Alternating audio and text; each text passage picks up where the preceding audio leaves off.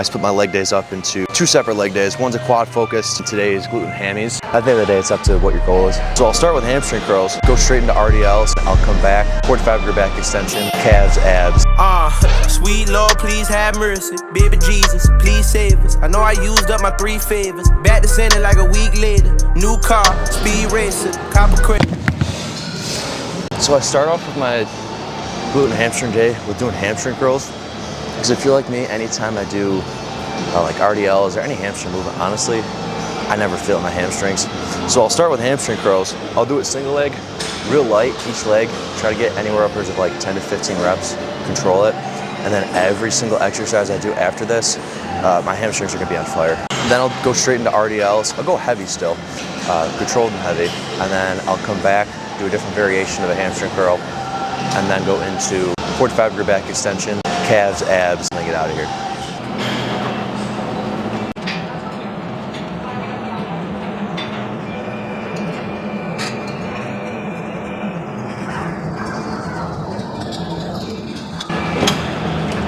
It always takes forever for me setting up RDLs.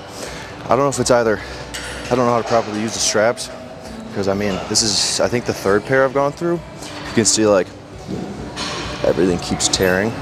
Because I wrap them super tight, and it takes like a minute to actually, I guess, set hands up on the bar, or the dumbbells, so I don't lose grip.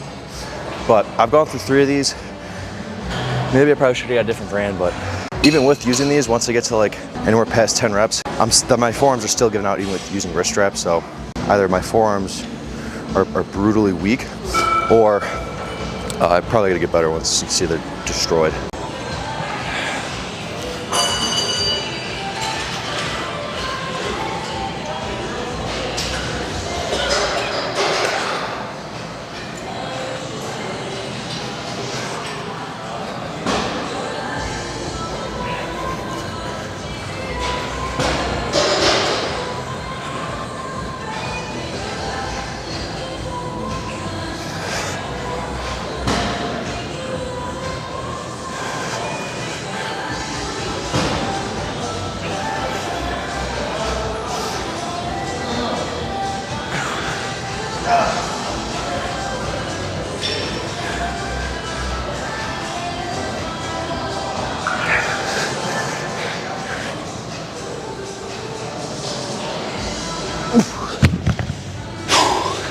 All right, so we're back to doing more hamstring curls.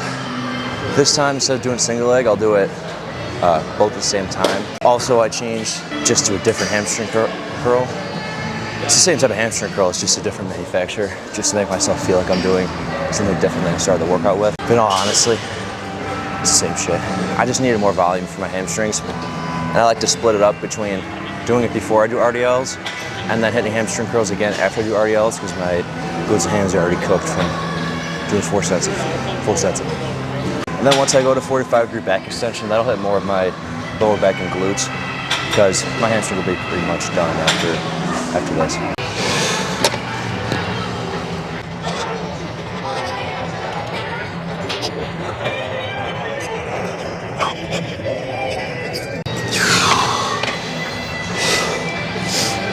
All right, I'm gonna do calf raises next. Normally I would do 45 degree back extension before calves, but honestly at this point they're interchangeable. If somebody's on back extension, I'd rather just start with calves instead of waiting 15 minutes for that, and then just go into back extension after this. On the other hand, if it was like RDLs or like the beginning of the workout, I'd prefer not. But now, I mean, like, it honestly might be even a good thing that I'm not finishing with calves, just so I still have some energy 7 weeks into this prep. Because when I get to the end of the workouts, I do start to like really tell that I don't really get a pump when I hit whatever the target muscle I'm trying to hit now is. I noticed that once I get to like the last couple exercises of the day. So honestly, not too upset about it. It's fine.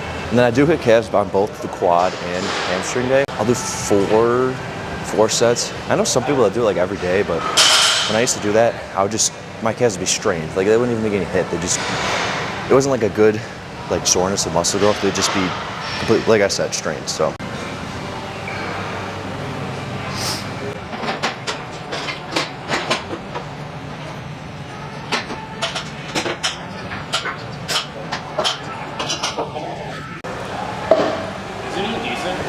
All right, last thing we got for, I guess, the glute and hamstring day, besides abs, is this. One thing I kind of noticed is an upside from splitting your leg days into like a quad focus and like a glute and hamstring focus is you can actually hit stuff like this. I feel it a ton between my whole posterior.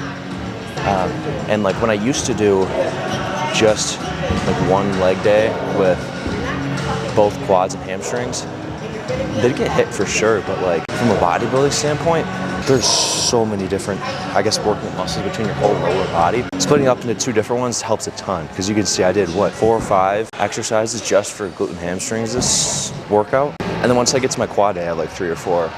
And if I put all of those on one leg day, obviously it's way too much for one day. I'd be in the gym for 5 hours.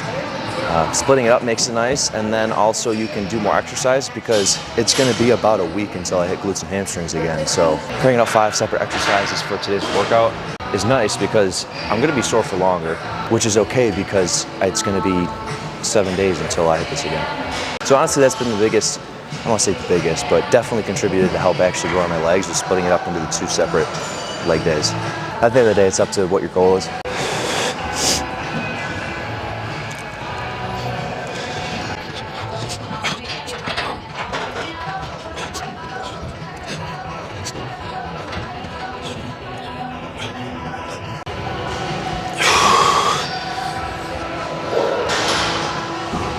Alright, so that's the end of the video. Be sure to go check out Anabolic, ANBLC. It is a new clothing drop coming it should be within the next month. I gotta make sure everything's perfect with them before I drop them. I wanna make sure all these pieces, we got 4 of them dropping. I'll put them up on the screen. I wanna make sure every single one of them is quality and it's actually something worth getting. So that should be everything for the video. If you got any questions about what I did today, make sure to drop a comment, let me know, because I will reply to every single one. That should be it. See you guys next time.